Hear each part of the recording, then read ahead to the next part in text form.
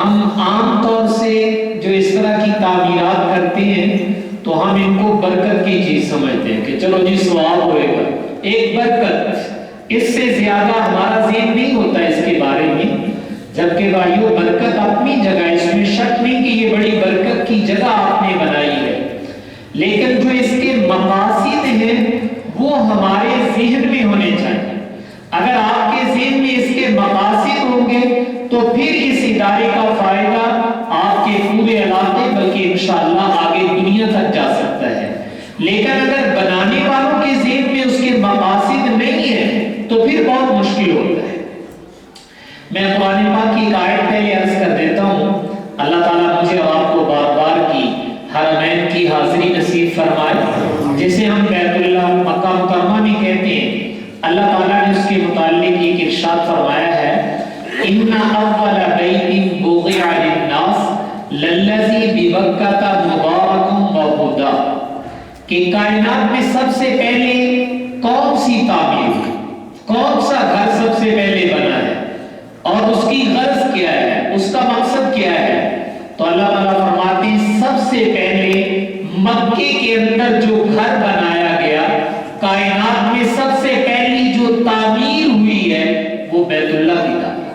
یاد رکھیے گا، سب سے پہلی تعمیر روئے زمین پر جو اللہ تعالیٰ کی طرف سے کروائی گئی ہے وہ بیت اللہ، جس کو آپ اللہ کا گھر کہتے ہیں۔ ان اول بیت وضع للناس للذی ببکۃ مبارکا وہدی، اللہ نے دو باتیں کہی ہیں کہ یہ ہم نے اپنا گھر جس کو تم بیت اللہ کہتے ہو یہ کیوں بنوایا؟ پہلے کچھ اور بنوانا چاہیے تھا، میرے تو اڑے کوٹھے پہلے بننا چاہیے، یہ تو بعد میں بننا چاہیے تھا، لیکن اللہ تعالیٰ کہتے ہیں سب سے پہلے اس کو کیوں بنایا گیا؟ اس لیے کہ جو انسانیت دنیا میں آ رہی ہے ان کی ہدایت کا کوئی انتظام ہونا چاہیے، رہنمائی، ہدایت، راہ راست جس کو آپ کہتے ہیں۔ تو فرمایا ہم نے وہ اپنا گھر بنا دیا سب سے پہلے جو انسانیت کے لیے برکتوں کا مرکز بھی ہے، وہدی اور ہدایت کا مرکز بھی ہے۔ تو بیت اللہ جو ہے یہ رشد و ہدایت کا مرکز ہے، یہ رہنمائی کا مرکز ہے، اور تمام انبیاء علیہ السلام یہاں تشریف لائے اور آ کر انہوں نے اپنی تعلیمات کے ذریعے سے انسانیت کی رہنمائی کی کہ انسان کو کیسے زندگی گزارنی چاہیے، دنیا میں کیسے رہنا چاہیے، رہنے کے سلیقے، مینر، اصول وہ انبیاء بتاتے تھے۔ یہ بیت اللہ کی غرض ہے، اور یہ مساجد جو دنیا میں پھیلی ہوئی ہیں، یہ مکاتب اور مدارس جو پوری دنیا میں پھیلے ہوئے ہیں، یہ اسی بیت اللہ کی بیٹیاں ہیں، یہ اسی بیت اللہ کی شاخیں ہیں۔ اصل تو وہ ہے لیکن یہ ساری اسی کے نمونے ہیں، وہ ہمارے لیے ماڈل تھا، ہم نے اس کو دیکھ دیکھ کر یہ مسجدیں جگہ جگہ بنا دی۔ تو میں نے کہا جو مقصد بیت اللہ کا ہے وہی مقصد ان اداروں، ان مساجد، ان کا مقصد بھی وہی ہے کہ یہ ہم نے بنائے ہیں تاکہ ہمیں انسانیت آ جائے، یہ انسانیت سکھانے کے ادارے ہیں۔ اگر میں سمجھانے کے لیے بتا دوں، آپ ذرا فیصل آباد شہر میں جائیں تو آپ کو مختلف فیکٹری، کارخانے، ملیں نظر آئیں گے، اور مل کے اوپر، کارخانے کے اوپر ایک نام لکھا ہوتا ہے جس سے پتہ چلتا ہے کہ یہاں کی پروڈکشن کیا ہے، یہاں کیا بنایا جاتا ہے نا۔ آپ نام پڑھ لیں تو آپ کو یہ پتہ چل جاتا ہے کہ یہاں کیا بن رہا ہے، کیا مصنوعات ہیں جو یہاں تیار کی جا رہی ہیں۔ تو دنیا کے کارخانوں کی اپنی اپنی مصنوعات ہیں۔ یہ ادارے اور یہ مساجد جن میں میں اور آپ اس وقت بیٹھے ہوئے ہیں، یہ بھی تو ایک کارخانہ ہے، یہ بھی ایک فیکٹری ہے، یہ بھی ایک مل ہے۔ یہاں کی مصنوعات کیا ہیں؟ تو میں اس کو یوں کہا کرتا ہوں کہ بھائیو یہ ادارے انسانیت ساز ادارے ہیں، یہاں انسان تیار ہوتے ہیں۔ اگر انسان بن گیا جس کو آپ انسان کہتے ہیں، باکمال انسان کہتے ہیں، اگر یہاں سے کوئی تیار ہو گیا تو دنیا اس کو دیکھنے آئے گی کہ انسان ان کو کہتے ہیں، جن کو آپ صحابہ کرام کی جماعت کہتے ہیں، تابعین، صلحائے امت کہتے ہیں۔ یقیناً ان لوگوں نے یہی علم پڑھا تھا، یہیں سے رہنمائی لی تھی اور انسانیت ساز جو ادارے تھے ان کے اندر سے تعلیم لے کر نکلے اور واقعی وہ باکمال انسان بنے۔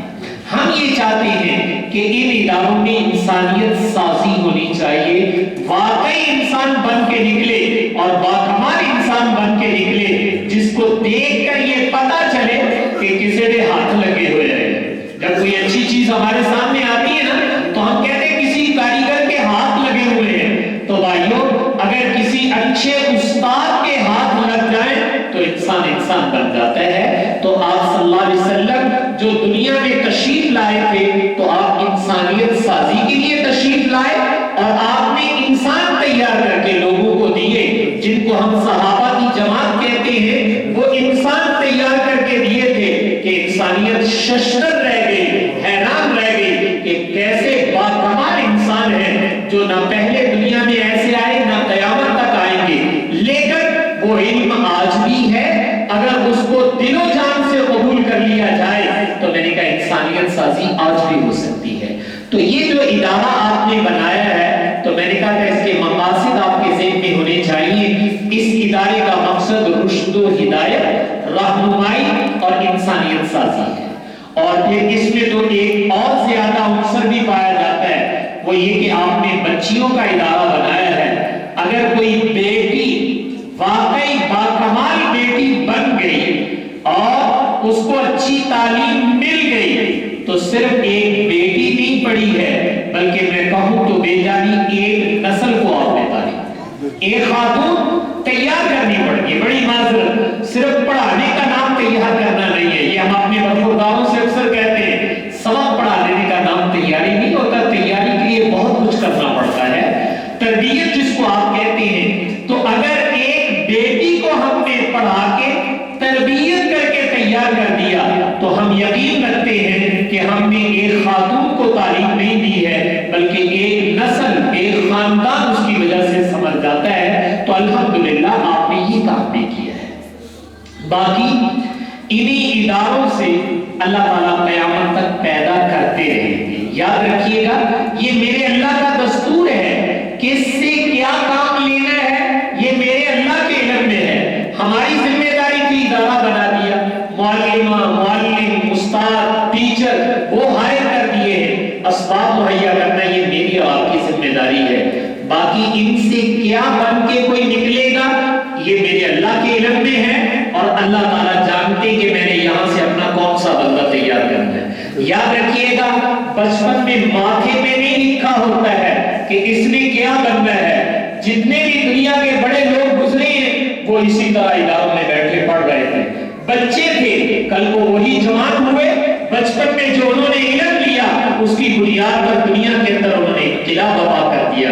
تو اس لیے آپ لوگ سعادت مند ہیں اور آپ نے اچھی جگہ اپنی انویسٹمنٹ کی ہے کہ ایک ادارہ اور وہ بھی بچیوں کا ادارہ آپ نے بنا دیا ہے۔ انشاءاللہ اس کا فیض پورے علاقے میں پھیلے گا اور آپ دیکھیں گے کہ بچیوں میں اگر یہ رنگ چڑھ گیا تو ہمارے گھر جو ہے وہ چین، راحت، سکون کا ذریعہ بن جائیں گے، ہماری نسلوں کی بہترین تربیت ہوگی، چونکہ تربیت کا بیسک اور بنیادی کردار یہ اللہ تعالیٰ نے عورت کے بارے میں رکھا ہے۔ یاد رکھیے گا، باپ بھی تربیت کرتا ہے لیکن جتنا کردار ایک ماں کا ہوتا ہے باپ کا اتنا نہیں ہے۔ آپ تاریخ اٹھا کے دیکھ لیجیے گا کہ ماں نے کس طرح اپنے بچوں کی کردار سازی کی ہے، تو یقیناً وہ تبھی کر سکتی ہے اگر اس کی جھولی علم اور عمل، تربیت اور اخلاص سے بھری ہوئی ہو۔ کائنات کا کوئی آنے والا انسان وہ ماں کی گود کے بغیر نہیں آتا ہے، ماں کی گود سے نکل کے آتا ہے۔ اسی لیے کہا جاتا ہے کہ ماں کی گود وہ انسان کی پہلی تربیت گاہ ہوتی ہے۔ اس گود میں اگر علم موجود ہے، باقی اوصاف موجود ہیں، تو بچے کو بچپن سے یہ سارا کچھ مل جائے گا، اور جب یہ مل جائے گا تو آگے لے کر وہ نکلے گا۔ لیکن اگر ایک ماں کی گود اس سے خالی ہے، ہم بعد میں کتنے بھی نقش کر لیں وہ صلاحیت نہیں پیدا ہوتی جو ماں کی گود کی وجہ سے پیدا ہوتی ہے۔ تو اس لیے ہم نے کہا کہ آپ لوگوں نے یہ جو خواتین کا کام کیا ہے یہ تو سونے پر سہاگا ہے۔ اللہ تعالیٰ اس کو شرف قبول عطا فرمائے اور یہاں پر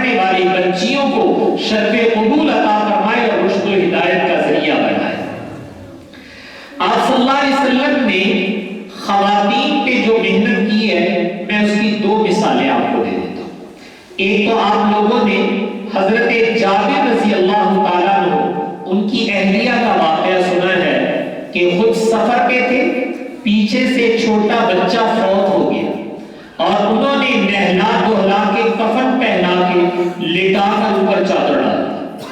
شوہر آئے واپس تو اب یقیناً آتے ہی فکر مندی تھی کہ چھوٹے بچے کو بیمار چھوڑ کر گیا تھا، کیا حال، تو یقیناً بچے کے فوت ہونے کا صدمہ ماں کو باپ سے بھی زیادہ ہوتا ہے۔ تبھی چیز ہے، ماں کی محبت زیادہ ہوتی ہے، لیکن آپ ذرا خاتون کو دیکھیں، انہوں نے مٹا دیا ہے اور جب شوہر گھر آئے آتے ان کا پہلا سوال تھا بچے کا کیا حال ہے، تو کہا آرام سے پڑا ہوا ہے۔ یہ جملہ زمانہ یہ ہے کہ آرام نہ پیا ہے، بس یہ آرام سے لیٹا ہوا ہے، تو وہ سمجھے کہ شاید سویا ہوا ہے، اور جبکہ ان کا مقصد یہ تھا کہ اللہ کو پیارا ہو گیا، آرام سے پڑا ہوا ہے۔ کھانا دیا، باقی معاملات کیے، اور جب فارغ ہو گئے، تسلی ہو گئے، تو اس کے بعد کہا کہ میں ایک سوال آپ سے کرنا چاہتی ہوں۔ پوچھا کیا سوال ہے؟ کہا سوال یہ ہے کہ اگر کوئی شخص ہمارے پاس بطور امانت کوئی چیز رکھ کے جائے، کوئی نقدی، کوئی پیسے، کوئی ہمارے پاس بطور امانت زیور رکھ دے، کوئی چیز رکھ جائے، پھر وہ لینے کے لیے آئے تو امانت واپس کرنی چاہیے یا دبا لینی چاہیے؟ کہا نہیں، امانت تو واپس کرنی چاہیے، اس لیے کہ وہ تو ہمارے اوپر بوجھ ہے نا، تو جس کی امانت ہے اس کو واپس کرنی چاہیے۔ تو کہا اچھا اگر ایسے ہی ہے کہ امانت واپس کرنی چاہیے تو اولاد یہ بھی ہمارے اللہ کی ہمارے پاس امانت ہوتی ہے، آپ کا بیٹا بھی اللہ کی امانت تھی، اللہ نے امانت واپس لے لی۔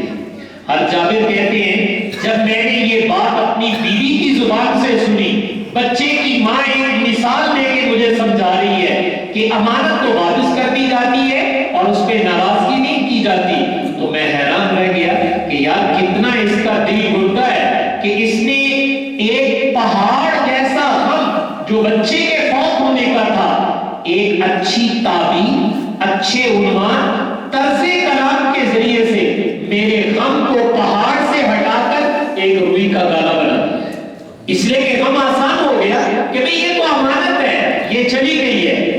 حضور پاک صلی اللہ علیہ وسلم کی خدمت میں حاضر ہوئے، آ کر عرض کیا یا رسول اللہ آج تو بیوی نے کمال ہی کر دیا، اتنا بڑا صدمہ تھا لیکن اس انداز سے بتایا ہے کہ وہ تو بالکل روئی کا گالا بن گیا ہے۔ آپ نے فرمایا جابر گھبراؤ نہیں، اللہ تمہیں اس خاتون سے برکت عطا فرمائے گا۔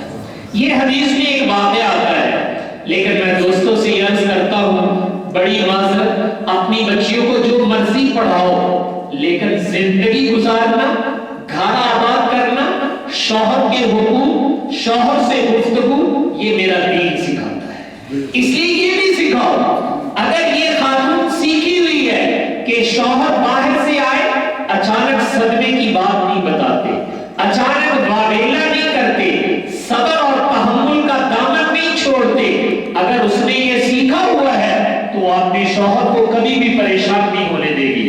لیکن خدا نہ خواستہ اگر یہ چیزیں نہیں سیکھی ہوئی ہیں تو وہ کیا کرے گی؟ چھوٹی سی مصیبت کو اتنا بڑا کر کے بیان کرے گی کہ آدمی پریشان ہو جائے گا کہ یار میرے گلے کیا مصیبت پڑ گئی۔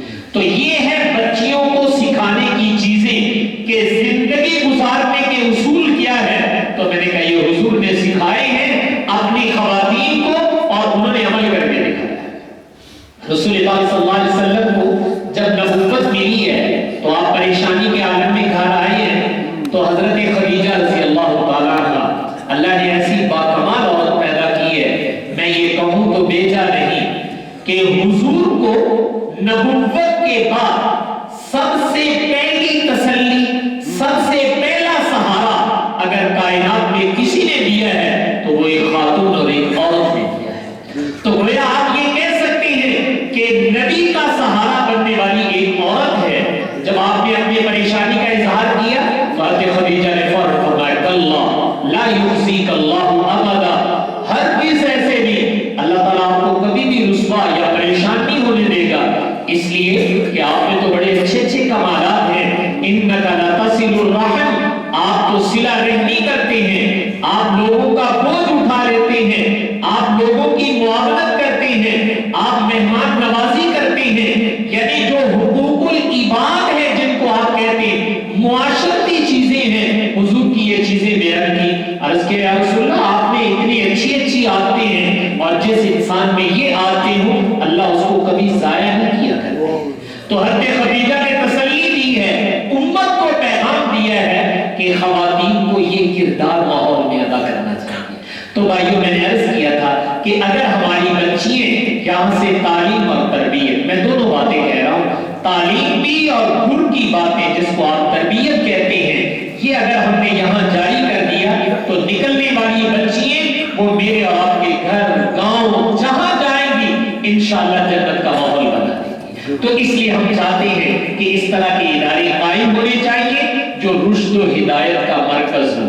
اب بات یہاں سے چلی تھی کہ اس تعبیر کا مقصد کیا ہے, تو بھائیو اس تعبیر کا مقصد کائنات کا سب سے اونچا مقصد جس کو آپ رشد و ہدایت کہتے ہیں کہ یہاں سے ہدایت کے چشمے پھوٹے اور لوگ سیراب ہو کر جاتے جائیں, یہاں کا فیض گھروں میں پہنچنا چاہیے.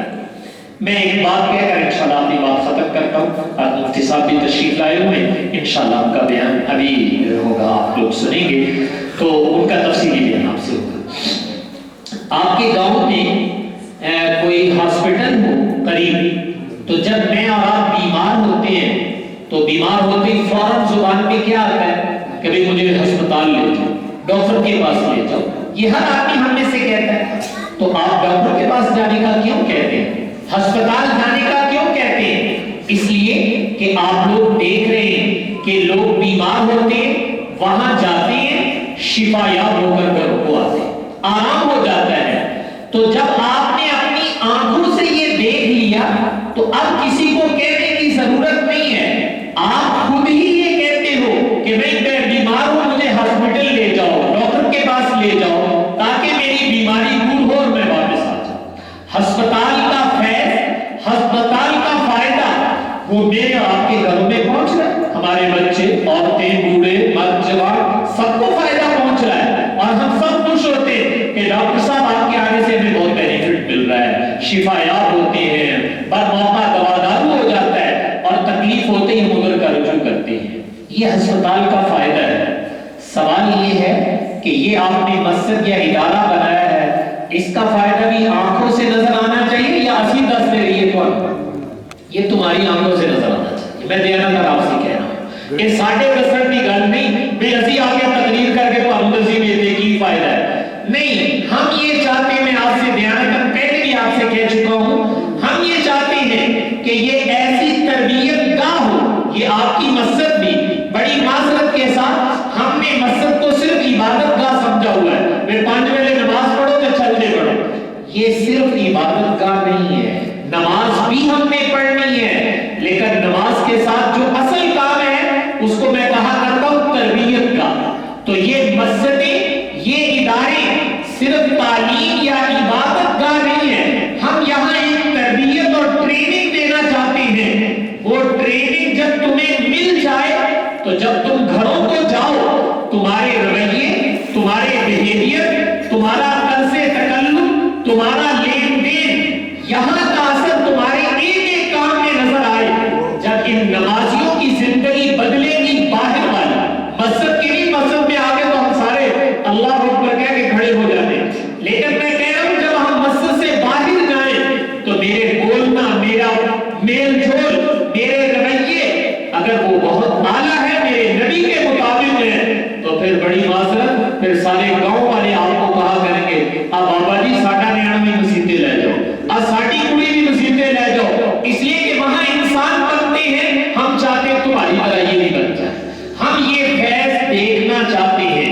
اس لیے آپ سے درخواست ہے, میں نے پہلے بھی عرض کیا تھا کہ بھائی آپ لوگ جو ہے وہ تعلیم گاہ کے ساتھ ساتھ اپنے اداروں کو تربیت گاہ بھی بنائیں تاکہ یہاں بڑے چھوٹے, مرد, عورتیں, بچے, بچیاں سب کی تربیت ہونی چاہیے اور وہ تربیت ان آنکھوں سے نظر آنی چاہیے.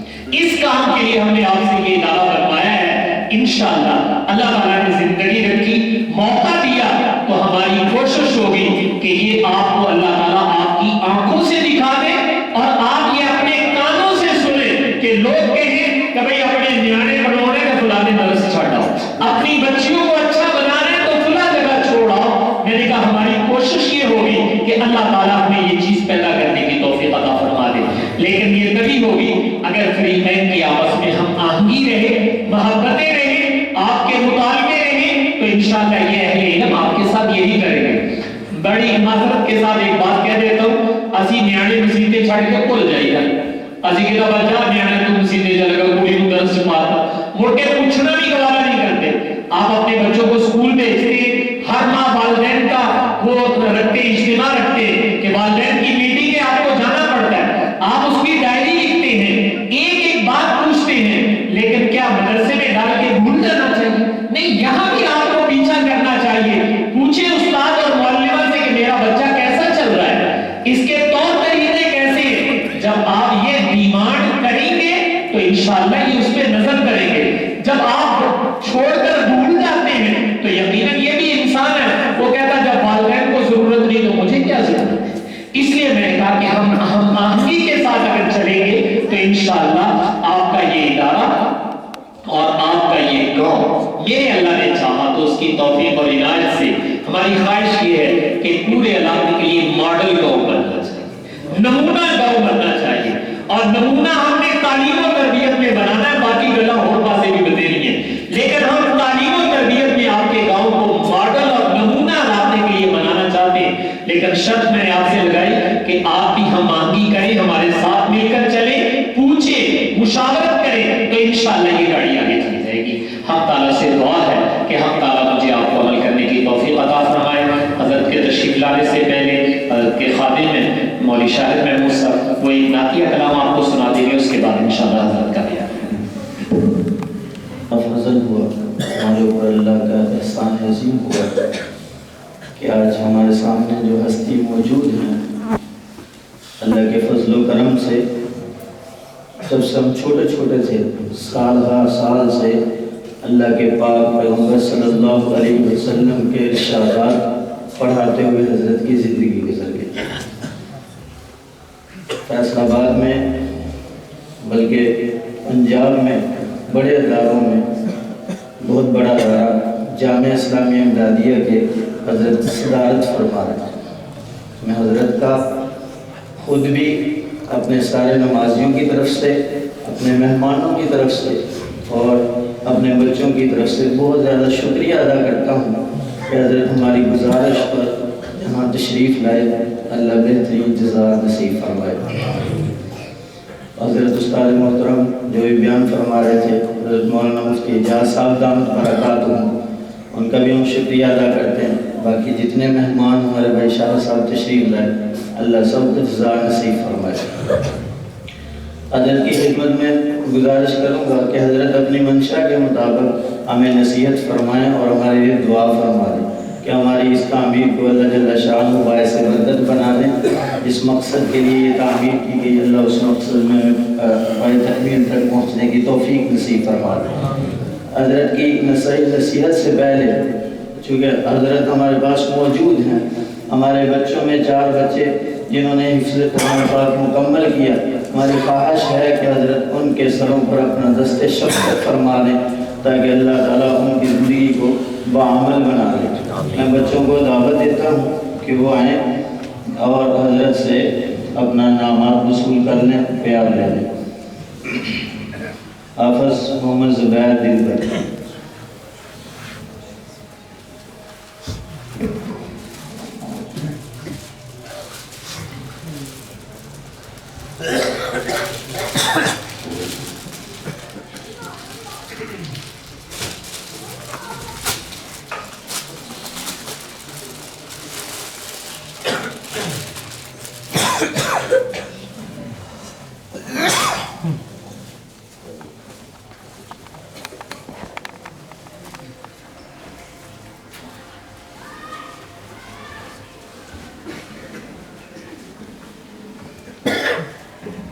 हाफ़िज़ अब्दुल हनान, हाफ़िज़ मोहम्मद अहमद, हाफ़िज़ अब्दुल हनान।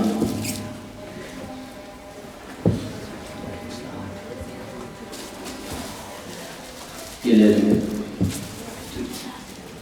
साथी फैसलाबाद से मुफ़्तज़ कराम की मोहब्बत में हदिया लेकर आए। अल्लाह की रज़ा नसीब फरमाए।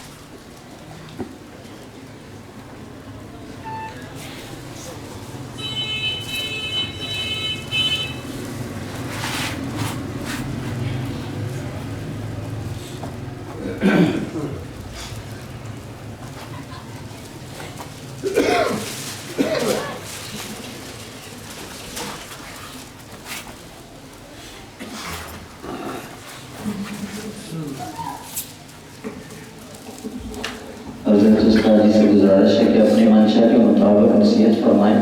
نماز کے وقت اگر مؤخر بھی ہو گیا تو انشاءاللہ تھوڑے وقت کے بعد نماز ہوگی. نماز کے بعد انشاءاللہ ساتھیوں کے اکرام کا اہتمام ہے.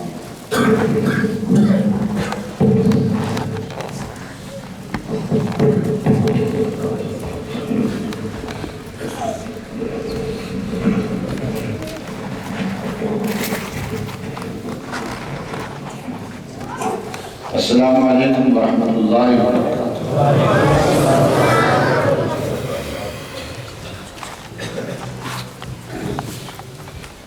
الحمد للہ وحدہ والصلاة والسلام علی من لا نبی بعدہ.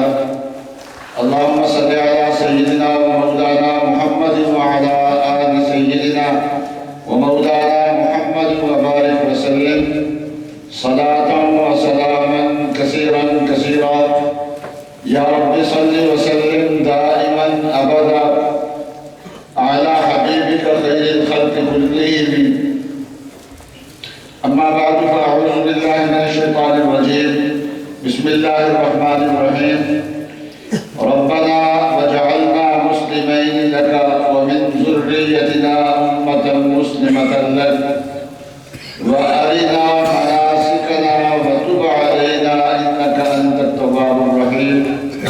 ربنا وابعث فیہم رسولا منہم یتلو علیہم آیاتک ویعلمہم الکتاب والحکمة ویزکیہم انك انت العزیز الحکیم. صدق اللہ العظیم و صدق رسولہ النبی الکریم. بزرگان محترم اور برادران عزیز، آپ کے اس گاؤں میں آ کے اور آپ کی اس مسجد کو اور اس ادارے کو دیکھ کر اور آپ حضرات کا شوق دیکھ کے اور آپ حضرات سے ملاقات کر کے میرے لیے کوئی ایک خوشی نہیں، بہت ساری خوشیوں کا سامان اس کے اندر موجود ہے. میرا چلتے آنا یہاں پر میرے لیے بہت زیادہ قیمتی بن گیا ہے. آپ جانتے ہیں کہ یہ جتنی بھی چیزیں ہیں ان کا ایک ڈھانچہ ہوتا ہے، ایک اس کی روح ہوتی ہے. ڈھانچہ نظر آتا ہے، روح نظر نہیں آتی، لیکن روح زیادہ اہم ہوتی ہے. روح جب تک ہوتی ہے وہ ڈھانچہ کارآمد ہوتا ہے، اور جب روح نکل جائے تو وہ ڈھانچہ بیکار ہو جاتا ہے. جس بزرگ کو ہم اپنے گھر میں بڑی عزت کے ساتھ رکھتے ہیں، ان کی خدمت کرتے ہیں، ان کے کھانے پینے کا انتظام کرتے ہیں اور ان کے لیے کپڑے دھونے کا انتظام کرتے ہیں اور ان کا اکرام کرتے ہیں، ان کے سامنے سر جھکا کے بیٹھتے ہیں، ان کی بات غور سے ہم سنتے ہیں. ان کے جسم سے ان کی روح اگر نکل جائے تو پھر اس کے بعد ہم ان کو زیادہ دیر اپنے گھر میں رکھنے کے لیے تیار نہیں ہوتے. جلدی اس کو نہلاتے ہیں، کفن دیتے ہیں، قبر کھودتے ہیں، جنازہ پڑھتے ہیں، جا کے اس کو دفن کر دیتے ہیں. تو جیسے یہ انسان اور جاندار جتنے بھی ہیں ان کا ایک ڈھانچہ ہے، ان کی ایک روح ہے. ڈھانچہ برقرار رہتا ہے، روح کے ساتھ زیادہ اہتمام کرنے کی ضرورت ہوتی ہے کہ روح باقی رہے. اسی طریقے سے یہ جو ہمیں دنیا نظر آ رہی ہے اور یہ ہمیں جو کائنات نظر آ رہی ہے، اس کا ایک ڈھانچہ ہے، اس کا ایک جسم ہے اور اس کی ایک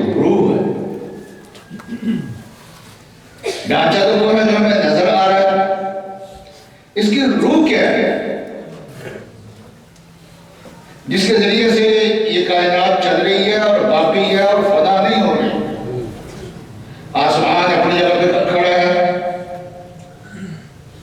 حق تعالی شان فرماتے ہیں کہ آپ آسمان کو دیکھو اور بار بار دیکھو. اس آسمان کی چھت میں تمہیں کچھ دور نظر آ رہا ہے؟ اس سورج کو دیکھو کس طریقے سے پابندی کے ساتھ چل رہا ہے. اس چاند کو دیکھو کہ کس طریقے سے پابندی کے ساتھ گردش کر رہا ہے. یہ ہوائیں ہیں، یہ پانی، یہ بارشیں، یہ کائنات کا سارا نظام جو ہے اس کی روح کیا ہے؟ تو اس کی روح سرکار دو عالم صلی اللہ علیہ وسلم کی ذات آتی ہے. سبحان اللہ سبحان اللہ. یہ اس کائنات کی روح ہے. اور نبی اکرم صلی اللہ علیہ وسلم کا وجود اس دنیا میں آج بھی ہے.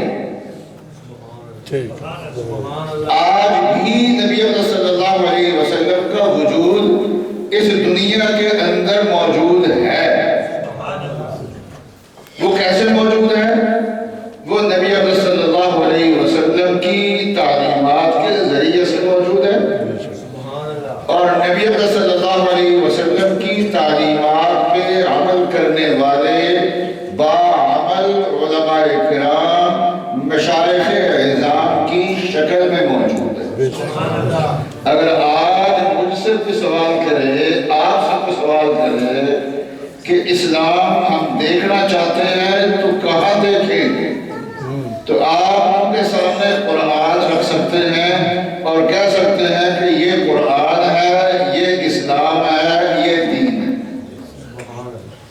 نبی اکرم صلی اللہ علیہ وسلم کی تعلیمات کی اور سنت کی جو کتابیں ہیں وہ سامنے رکھ سکتے ہیں. اور اس وقت سے لے کے آج تک باعمل علماء اور مشائخ ہمیشہ موجود رہے ہیں اور ان کے ذریعے سے اللہ کا دین آج بھی قائم ہے. تو آج نبی اکرم صلی اللہ علیہ وسلم کا جو دین موجود ہے وہ شخصیات کے ذریعے سے بھی موجود ہے، وہ اللہ کی کتاب کے ذریعے سے بھی موجود ہے، وہ احادیث کی کتابوں کی وجہ سے بھی موجود ہے، وہ سیرت النبی صلی اللہ علیہ وسلم کی کتابوں کی وجہ سے بھی موجود ہے. اور یہ آگے بڑھ رہا ہے. رسول اللہ صلی اللہ علیہ وسلم نے فرمایا کہ قیامت تک یہ سلسلہ جاری رہے گا کہ ہر اگلی نسل پچھلی نسل سے یہ علم حاصل کرے گی. جو علم صحابہ اکرام کی طرف منتقل ہوا ہے، رسول اللہ صلی اللہ علیہ وسلم کا علم صحابہ اکرام کی طرف منتقل ہوا ہے، تو رسول اللہ صلی اللہ علیہ وسلم نے فرمایا کہ یہ سلسلہ چلتا رہے گا.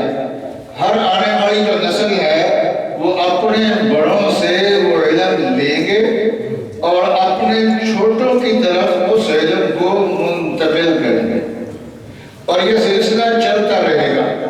اور فرمایا کہ اس میں دین میں بگاڑ نہیں آئے گا. جو صحیح دین سرکار دو عالم صلی اللہ علیہ وسلم چھوڑ کے گئے ہیں وہ صحیح دین قیامت تک باقی رہے گا. ایسے علماء کرام ہر زمانے کے اندر باقی رہیں گے جو غلو کرنے والوں کی تحریف کو ختم کر دیں گے، جھوٹے لوگوں کی جھوٹی باتوں کو ختم کر دیں گے، جاہلوں کی جہالت والی باتوں کو ختم کر دیں گے اور جو صحیح دین سرکار دو عالم صلی اللہ علیہ وسلم کا ہے وہ صحیح دین قیامت تک باقی رہے گا. ایسا نہیں ہے کہ وقت گزرنے کے ساتھ ساتھ دین میں بگاڑ آ جائے یا دین میں کمی آ جائے. آپ کا دین بیانی ہی موجود رہے گا، قیامت تک موجود رہے گا، بغیر کسی بگاڑ کے موجود رہے گا. اور جس تازگی کے ساتھ سرکار دو عالم صلی اللہ علیہ وسلم کے زمانے میں تھا اسی تازگی کے ساتھ ہمیشہ موجود رہے گا.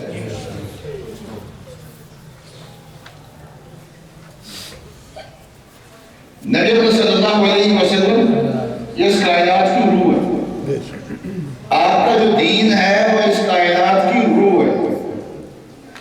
وہ جب تک ہے یہ دنیا باقی ہے۔ چنانچہ احادیث میں آتا ہے کہ قیامت کا زمانہ جب قریب آئے گا تو جہالت عام ہو جائے گی۔ قیامت ایسے نہیں ہوگی، پہلے روح نکلے گی پھر قیامت آئے گی۔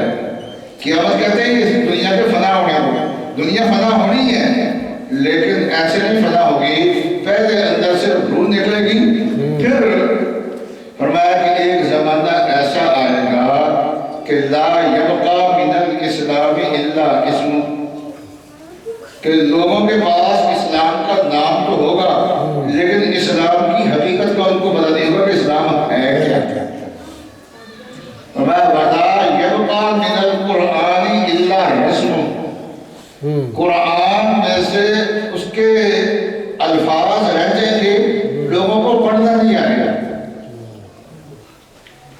اور آج بہت سارے لوگ انگلش میڈیم اسکول میں پڑھتے ہیں تو اگر اردو میں بھی لکھتے ہیں تو انگریزی حروف میں لکھتے ہیں، تو موبائل میں میسج کرتے ہیں، بات اردو بھی ہوتی ہے یا پنجابی بھی ہوتی ہے لیکن حروف انگریزی کے استعمال کرتے ہیں۔ نتیجہ کیا ہوتا ہے کہ قرآن جب اردو کے حروف کی پہچان نہیں رہے گی تو قرآن کے حروف کی بھی پہچان نہیں رہے گی۔ حضور نے فرمایا کہ ایک زمانہ ایسا آئے گا کہ قرآن کے الفاظ تو ہوں گے لیکن ان کو پڑھنے والا نہیں ہوگا، اس کو پڑھنا نہیں آئے گا۔ اس لیے اپنی نسلوں کو ذرا دیکھتے رہنا چاہیے۔ آپ انگلش میڈیم اسکول میں پڑھائیں، جہاں مرضی پڑھائیں، لیکن اپنی اردو ان کو ضرور سکھائیں، عربی کے الفاظ کی شناخت ان کو ضرور کرائیں۔ میں ایک دیندار گھرانے کے ایک بچے کی بات بتا رہا ہوں کہ جو کہ ڈیفینس میں لاہور میں رہتے ہیں اور اچھے اسکول میں پڑھتے ہیں، تو وہ کہتے ہیں کہ نہ تو اردو کے حروف کی ہمیں پہچان ہے نہ قرآن کے حروف کی پہچان ہے۔ یہ میں دیندار گھرانے یعنی جو 5 وقت نماز پڑھنے کے لیے مسجد میں جاتے ہیں نا، تو انہوں نے اپنے بچوں کو جن اسکولوں میں بھیجا، ٹھیک ہے ان اسکولوں کو آپ مفید سمجھتے ہیں تو آپ جو کمی محسوس کرتے ہیں وہ کمی تو ان کی پوری کرو، ان کو حروف کی شناخت تو کراؤ، عربی کے حروف کی شناخت کراؤ، اردو کے حروف کی شناخت کراؤ۔ ایسا نہ ہو کہ قرآن سامنے پڑھاؤ لیکن پڑھنا نہ آتا ہو۔ اور فرمایا کہ ان کی جو مسجدیں ہوں گی وہ بڑی خوبصورت ہوں گی لیکن ہدایت سے بیران ہوں گے۔ نہ قرآن پڑھانے والا وہاں پر کوئی ہوگا، نہ درس دینے والا وہاں پر کوئی ہوگا، نہ نبی صلی اللہ علیہ وسلم کی سنت کو بیان کرنے والا وہاں پر کوئی ہوگا، تو ہدایت سے بیران ہوں گے۔ اور اگلی بات جو حضرت صلی اللہ علیہ وسلم نے ارشاد فرمائی وہ عجیب و غریب ہے، فرمایا کہ اس آسمان کی چھت کے نیچے اللہ کی مخلوق میں سب سے برے لوگ وہ ہوں گے جن کو لوگ علماء کہتے ہوں گے۔ علماء سب سے بدتر لوگ ہوں گے، یعنی نام کے علماء ہوں گے، اندر ان کے علم نہیں ہوگا، بس ایسے ہی داڑھی رکھی، پگڑی باندھی، شکل بنا لی علماء جیسی، اور ورنہ آتا جاتا کچھ بھی نہیں، نہ قرآن آتا ہے، نہ حدیث آتی ہے، نہ عربی آتی ہے، نہ کچھ اور آتی ہے۔ تو بہت ساری مساجد میں اب بھی صورتحال ایسی ہوتی ہے۔ ایک مسجد میں ملتان کی بات ہے، بچپن میں سن رہا تھا، وہ ایک جاہد آدمی وہاں جمعہ کا خطاب کر رہا تھا تو کہنے لگا کہ رسول اللہ صلی اللہ علیہ وسلم معراج کی رات گئے، واپس آئے تو بلال سے پوچھا، بلال تو کیا عمل کرتا ہے؟ میں نے تجھے وہاں جنت میں دیکھا۔ تو کہنے لگے یا رسول اللہ آپ نے پہلی بار دیکھا، میں تو ہر روز ہاکی کھیل کے آتا ہوں جنت میں۔ ہر روز ہاکی کھیل کے آتا ہوں۔ اب یہ مسجد کی ممبر میں بیٹھ کے وہ باتیں کر رہا ہے جس کا کوئی وجود نہیں ہے، جس کی کوئی حقیقت نہیں ہے، اس لیے کہ اس کے پاس علم ہی نہیں ہے۔ تو کائنات کی روح جو ہے وہ نبی صلی اللہ علیہ وسلم کا دین ہے۔ تو ایک تو خصوصاً کائنات کی روح، اور کائنات کا دل جو ہے وہ اللہ بیت اللہ شریف ہے۔ کائنات کا جو دل ہے وہ کیا ہے؟ وہ بیت اللہ شریف ہے۔ روح ختم ہو جائے، انسان سے نکل جائے تو آدمی بچتا نہیں ہے، اور اگر دل کی رگیں بند ہو جائیں اور دل کی حرکت رک جائے تو انسان بچتا نہیں ہے۔ تو اسی طریقے سے اس کائنات کا جو دل ہے وہ کیا ہے؟ وہ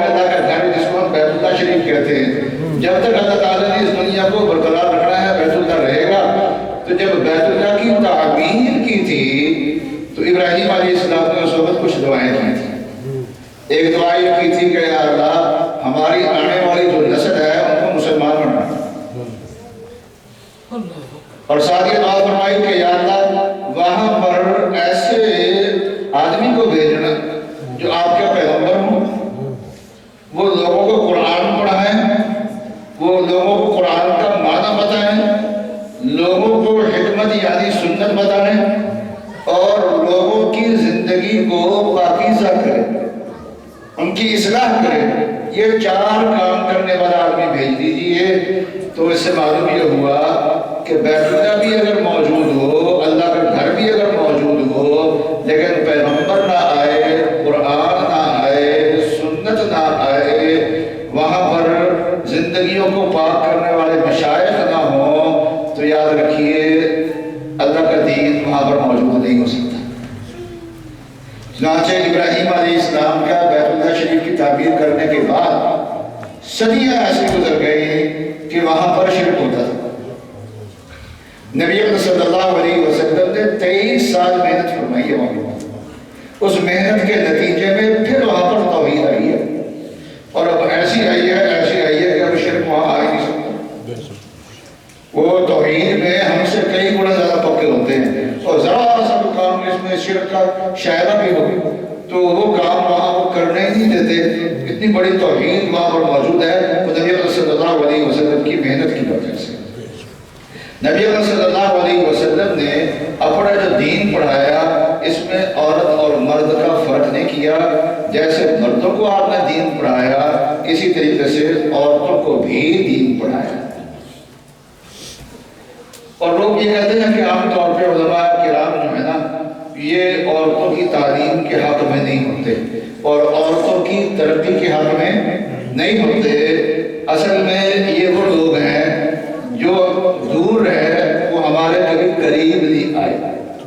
اگر قریب آئیں تو ان کو پتہ چلے کہ صورتحال کیا ہے۔ ہر سال دورہ حدیث سے فارغ ہونے والے طلباء کی تعداد کم ہوتی ہے اور طالبات کی تعداد زیادہ ہوتی ہے۔ یہ ہمارے پاکستان میں، یعنی اگر طلباء عالم پڑھنے میں فارغ ہو رہے ہیں ان کی تعداد 16,000 ہے، تو بچیوں کی تعداد جو فارغ ہو رہی ہے وہ 24,000 ہوتی ہے۔ اتنا فرق ہوتا ہے، تہائی کا 1/4 سے اتنا زیادہ فرق عام طور پہ ہوتا ہے۔ اس کی تعداد زیادہ ہے اس وقت، کیونکہ ان کی آبادی کا تناسب بھی زیادہ ہے، اور جو بچی ہمارے یہاں اسکولوں میں آتی ہے کم از کم وہ میٹرک ضرور ہوتی ہے، اور بہت ساری بچی ایف ایس سی کے بعد آتی ہیں، اور بہت ساری بچیاں ہمارے یہاں مدارس میں پڑھنے کے لیے آتی ہیں جب بی ایس سی کر چکی ہوتی ہیں اور یہاں تک ان کی تعلیم پہنچ چکی ہوتی ہے، ابھی رشتہ نہیں ہوا ہوتا، آگے زندگی ابھی شروع نہیں ہوئی ہوتی، تو ماں باپ کہتے ہیں کہ ہمارے گاؤں میں یا ہمارے قصبے میں، ہمارے شہر میں مدرسہ ہے، جا کے وہاں قرآن پڑھ لو، حدیث پڑھ لو، عربی پڑھ لو۔ چنانچہ وہ بچیاں پڑھنے لگ جاتی ہیں، اور پھر اللہ کا کرنا یہ ہے کہ اللہ تعالیٰ کیا ہے، یہ نمبر بھی زیادہ لیتی ہے اور ان کی قابلیت جو ہے وہ زیادہ نمایاں ہو کے سامنے آ رہی ہے، اور یہ رسول اللہ صلی اللہ علیہ وسلم کے زمانے سے ہی ایسے چلتا ہوا آ رہا ہے۔ جو دین ہم تک پہنچا ہے اس میں آقا رسول کی سنت کو بیان کرنے، کثرت سے بیان کرنے والے جہاں حضرت ابو ہریرہ ہے، وہاں حضرت عائشہ رضی اللہ تعالیٰ عنہا بھی ہیں۔ ان کی بیان کردہ حدیثیں ابو ہریرہ سے کم نہیں ہیں۔ جہاں فتویٰ حضرت عبداللہ بن مسعود، عبداللہ بن عمر، عبداللہ بن عباس، یہ حضرات صحابہ کرام فتویٰ دیتے تھے، وہاں ام المومنین حضرت عائشہ بھی فتویٰ دیا کرتے تھے۔ اس وقت سے لے کے آج تک یہ علم جو ہے یہ مرد اور عورت دونوں ذریعے سے پھیلا ہوا، جو مجھے بہت زیادہ خوشی ہے کہ آپ کے گاؤں نے انتظام کیا ہے پڑھائی کا، تعلیم کا، عالم رکھا ہے، تعلیم کا انتظام ہے، بچیوں کی تعلیم کا انتظام ہے، بچوں کی تعلیم کا انتظام ہے۔ اس کا آپ کو فائدہ کیا ہے؟ فائدہ تو آپ کو نظر آیا، آپ کی آنکھیں ٹھنڈی ہو رہی ہیں، نہیں، آپ یہاں سے دنیا سے چل جائیں گے تب بھی فائدہ محسوس ہوگا، اس لیے کہ جو آپ نے انتظام کیا ہے اس کا نتیجہ کیا ہے؟ اس کا نتیجہ یہ ہے کہ آپ کی نسلیں بھی مسلمان رہیں گے، ایمان والی رہیں گے۔ تو یہ بہت بڑی دولت ہے کہ آپ دنیا سے چلے جائیں گے، لیکن آنے والی جو نسل ہے وہ کیا ہوگا؟ وہ مسلمان ہو ہماری، وہ تبدیل نہ ہو۔ دنیا میں تبدیلی تیز رفتاری سے آ رہی ہے، لیکن ان میں کے یہاں تبدیلی اور قسم کی ہے، ہمارے یہاں بھی تبدیلی آ رہی ہے لیکن اور قسم کی ہے۔ اب آپ چلے جائیں ترقی یافتہ ممالک میں، وہاں تبدیلی یہ آ رہی ہے کہ اتوار کو جو چرچ میں جاتے ہیں اس کے اندر کمی ہو رہی ہے، اور انہی ممالک میں مسلمانوں کی مساجد بھی بڑھ رہی ہیں اور مساجد میں نمازیوں کی تعداد بھی بڑھ رہی ہے۔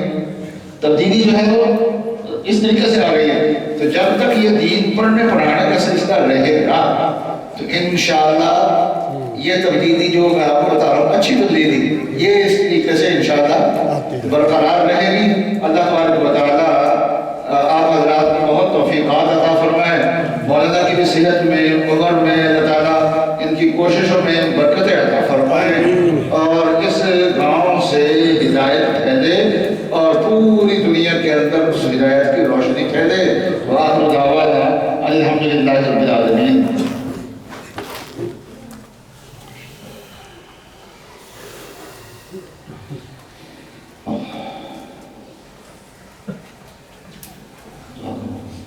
الحمد للہ رب العالمین الرحمن الرحیم مالک یوم الدین ایاک نعبد و ایاک نستعین اللہم صل علی سیدنا و مولانا محمد وعلی آل سیدنا و مولانا محمد و بارک وسلم۔ اے ارحم الراحمین، جن حضرات کو آپ نے توفیقات عطا فرمائی اور انہوں نے مسجد اور مدرسہ کی تعمیر میں حصہ لیا، یا اللہ ایک اینٹ آدھی اینٹ کا بھی حصہ لیا ہو، یا اللہ محبت کی نگاہ سے بھی دیکھا ہو، یا دعا کی ہو، یا کسی طریقے سے کوشش کی ہو، یا اللہ ان سب کی کوششوں کو اپنی بارگاہ میں قبول فرما دیجیے، اور یا اللہ دین کے خدام کی فہرست میں یا اللہ اس کو شامل فرما دیجیے، اور میدان معاشر میں جہاں پر آپ کے دین کے خدام موجود ہو یا اللہ ہم سب کو ان میں شامل فرما دیجیے۔ ایک ساتھ بیمار ہیں اعظم صاحب، یا اللہ ان کو شفا عطا فرما دیجیے۔ اے رحم الراحمین، اس ادارے کو ترقیات عطا فرما دیجیے، یہاں پڑھنے والے بچے اور بچیوں کو یا اللہ علم نافع عطا فرمائیے، یا اللہ جو دین پڑھے یا اللہ اس کو قبول فرما دیجیے، عمل کے لیے قبول فرما دیجیے، آگے دین پھیلانے کے لیے یا اللہ اس کو قبول فرما دیجیے، یا اللہ اس گاؤں پہ خصوصی رحمتیں اور برکتیں نازل فرمائیے، یا اللہ اس دین کی برکت سے ہمارے ملک میں یا اللہ خصوصی رحمتیں اور برکتیں نازل فرمائیے، یا اللہ تجارت کے اعتبار سے، زراعت کے اعتبار سے، سیاست کے اعتبار سے، انصاف کے اعتبار سے، ہر اعتبار سے ہمارے ملک کو ترقیات عطا فرما دیجیے، کشمیریوں کی یا اللہ مظلومیت کا خاتمہ فرمائیے، تو آزادی عطا فرما دیجیے، جہاں جہاں مسلمان مظلوم ہیں یا اللہ ان کو آزادی عطا فرمائیے، ان کے ظلم کا خاتمہ فرما دیجیے۔ وصلی اللہ تعالی علی خیر خلقہ سیدنا و مولانا محمد وعلی آلہ و اصحابہ اجمعین، آمین برحمتک یا ارحم الراحمین۔